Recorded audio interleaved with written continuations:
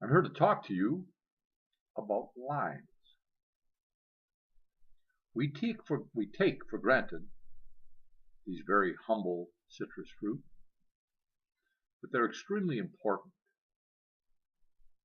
What would a really good margarita be like without true lime juice? No, I'm not talking about that crap that you can buy at your liquor store that so many of you imbibe or perhaps drink at your local bar. Hideous stuff. Take the time, my friend, to squeeze fresh lime juice. There are many good commercially manufactured lime presses so that you get the essence of the lime and none of the bitterness of the rind of the lime. You know, the British used the limes to keep their seamen from getting scurvy. That's right. I understand it was Captain Cook that went around the world and kept them aboard ship to keep the men from having vitamin C deficiency, scurvy, an awful, awful disease. That's why we used to call the Brits limeys.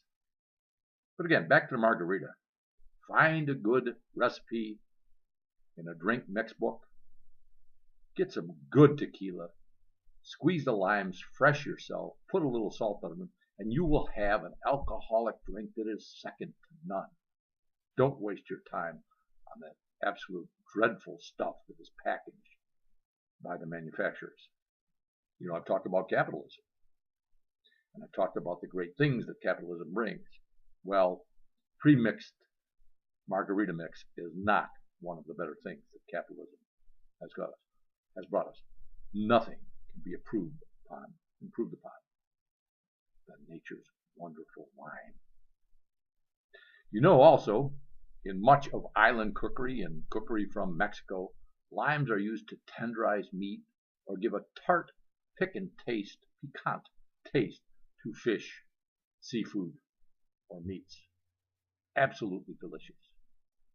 Another suggestion: cook up some pinto beans, and just before you put them in your tortilla to wrap them up in a nice sweet burrito, squeeze a bit of lime juice on them. There is very little in life that cannot be improved upon by squeezing on a little lime juice. Until we meet again, I am the least interesting man in the world.